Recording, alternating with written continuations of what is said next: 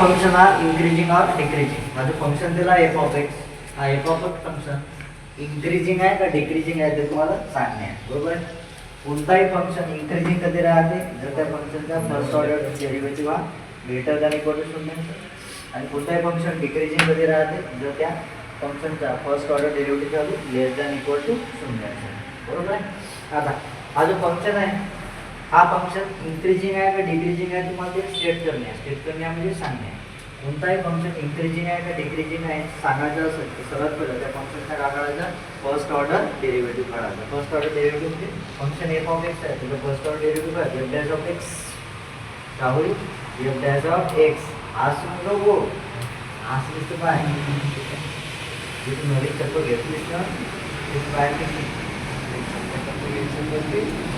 चप्पल घेतलं काही ना काय घेतलं जेव्हा घेतली तेव्हा घेतली. हा जो फंक्शन आहे हा फंक्शन इंक्रीजिंग आहे का डिक्रीजिंग आहे तुम्हाला सांग. कोणताही फंक्शन इंक्रीजिंग आहे का डिक्रीजिंग आहे कशा ठरवता आपण त्या फंक्शनच्या फर्स्ट ऑर्डर डेरिव्हेटिव्ह. बरोबर. फंक्शनच्या first order derivative greater than equal to 0 असेल म्हणजे फंक्शन इंक्रीजिंग आहे आणि फंक्शनच्या first order derivative less than equal to 0 असेल तर फंक्शन कसं आहे डिक्रीजिंग आहे. बरोबर आहे. हा फंक्शन इंक्रीजिंग आहे का डिक्रीजिंग आहे तुम्हाला ठरवायचं असेल तर तुम्हाला सर्वात पहिले त्या फंक्शनचा काय काढायला लागेल फर्स्ट ऑर्डर डेरिव्हेटिव्ह काढायला लागेल. काय काढायला लागेल हे फर्स्ट ऑर्डर डेरिव्हेटिव्ह. चल त्या फंक्शनचा फर्स्ट ऑर्डर डेरिव्हेटिव्ह काढा. फंक्शन काय f of x equal to 2 - 3x + 3x - x³ जर x belongs to r x belongs to r म्हणजे x का राहतो तुमच्या रिअल नंबर राहतो. रिअल नंबरमध्ये ते सर्व नंबर येतात. ठीक आहे. सर्वात पहिले गिवन फंक्शन जसं आहे तसं लिहा. काय given function f of x equal to 2 - 3x + 3x² - x³ जर x बिलॉंग्स टू r. बरोबर आहे. आता हा जो फंक्शन आहे फंक्शन इंक्रीजिंग आहे का डिक्रीजिंग आहे तुम्हाला सांगणे. कोणताही फंक्शन इंक्रीजिंग आहे का डिक्रीजिंग आहे सांगायचं असेल तर त्या फंक्शनचा आपल्याला काय करावं लागेल फर्स्ट ऑर्डर डेरिव्हेटिव्ह.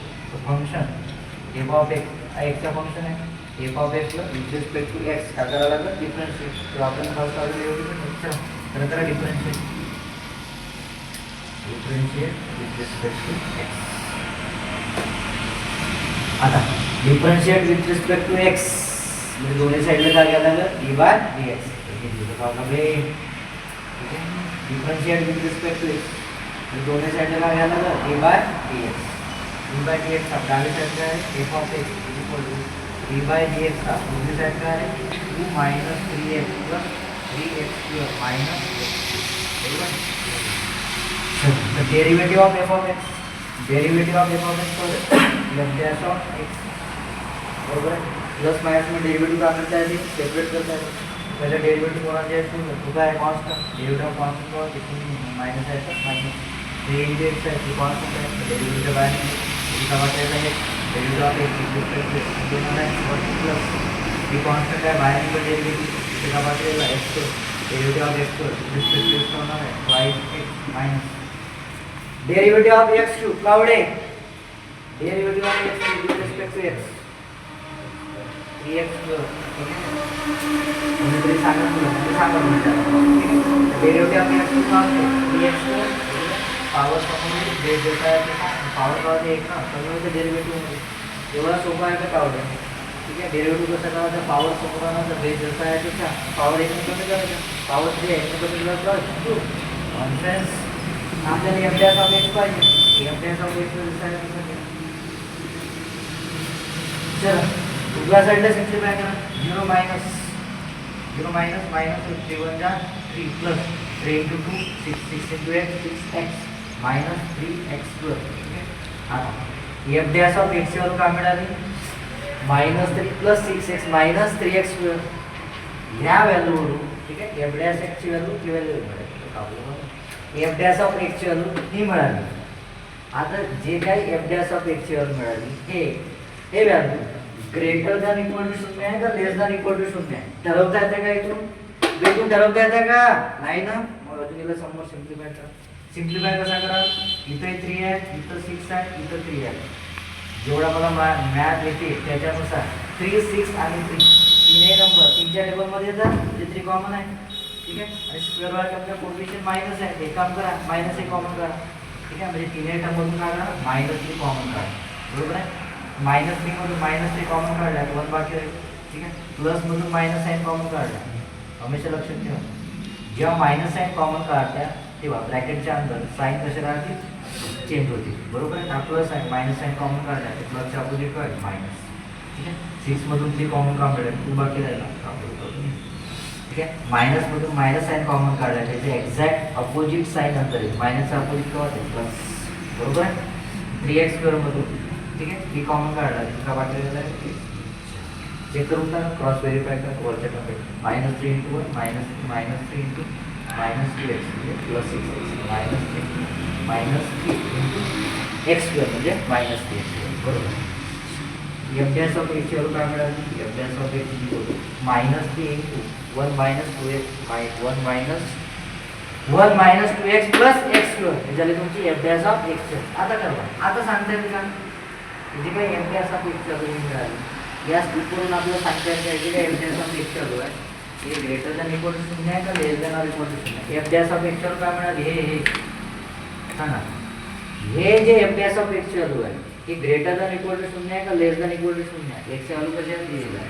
ठीक आहे, ते x च्या रिअल व्हॅल्यूसाठी जे व्हॅल्यू आहे ग्रेटर दॅन इक्वल टू 0 आहे का लेस दॅन इक्वल टू 0 आहे? इथून ठरवता येते का सध्या ठरवता येते का नाही ना? अजून समजून ठेवायचं.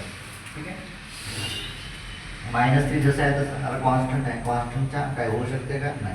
पुन्हा इथे फॉर्म्युला तयार होतात. एक काम करा, पहिले स्क्वेअर वाली टर्म घ्या, पहिले स्क्वेअर वाली टर्म घ्या, नंतर पॉवर वन वाली हे पॉवर वन वाली, नंतर कॉन्स्टंट टर्म, कॉन्स्टंट टर्म काय f of x equal to -3. F of x ची जे काही व्हॅल्यू आहे जेवढी सिम्प्लिफाय करता येईल तेवढा सिम्प्लिफाय करत नाही. ठीक आहे, आपल्याला ठरवता आलं पाहिजे जे काही एफ ऑफ x ची व्हॅल्यू आहे ते value greater than equal to 0 आहे का लेस दॅन इक्वल टू 0 आहे? ठीक आहे, ठरवता आली पाहिजे. ठरवलंच नको करू नाही 4 नंबरच मारे तिथंच मागावी. ठीक आहे, ते जे काही व्हॅल्यू आहे -3 इंटू ठीक आहे ते धंदाच तो याचा प्लस करण्यावाला -3 × x² -2x + 1 हे जे काही एफ ऑफ x ची व्हॅल्यू हे एफ ऑफ x ची value greater than equal to 0 आहे का लेस दॅन इक्वल टू 0 आहे आपल्याला ठरवता आहे. इथून ठरवता येते का सध्या? नाही ठरवता x² -2x + 1 हा फॉर्म्युला आहे. कशाचा फॉर्म्युला आहे? कशाचा फॉर्म्युला आहे? x + 1 च्या होल स्क्वेअरचा, बरोबर आहे. बरोबर आहे का? फॉर्म्युला कसा घ्या? x² -2 आहे x. दुसऱ्या टर्मचा फक्त काय घ्यायचा? साईन. आणि ते टर्म काय आहे? 1 स्क्वेअर आहे 1. ठीक आहे, स्क्वेअरचा विचार केला आपण क्रॉस व्हेरीफाय करून टाकायचा. a - b च्या होल स्क्वेअरचा फॉर्म्युला वरच्या टीचा भेटलेत का? लावा बरं. त्याचा पहिल्या टर्मचा पार्ट होऊया x मायनस आहे तर मायनस. ठीक आहे, x × 1 x आणि x × 2 2x, बरोबर. नंतर दुसऱ्या टर्मचा पार्ट होत्या वरच्या स्क्वेअर a - b च्या होल स्क्वेअरचा फॉर्म्युला असेल त्या वरच्या तीन टर्म भेटत आहेत. ठीक आहे, या टर्मचा फॉर्म्युला x - 1 च्या होल स्क्वेअरचा. ठीक आहे, आता आपल्याला ठरवता आहे एफ ऑफ x व्हॅल्यू काय मिळाली? एफ ऑफ x व्हॅल्यू काय मिळाली? -3 × x - 1 च्या होल स्क्वेअर. या व्हॅल्यूवरून आपल्याला ठरवता आहे जी व्हॅल्यू आहे एफ ऑफ x ची हे value greater than equal to 0 आहे का लेस दॅन इक्वल टू 0 आहे? तिथून ठरवता आहे. कसा x च्या व्हॅल्यू कशा आहेत? रिअल आहे. आता रिअल नंबरमध्ये कोणकोणते नंबर येते?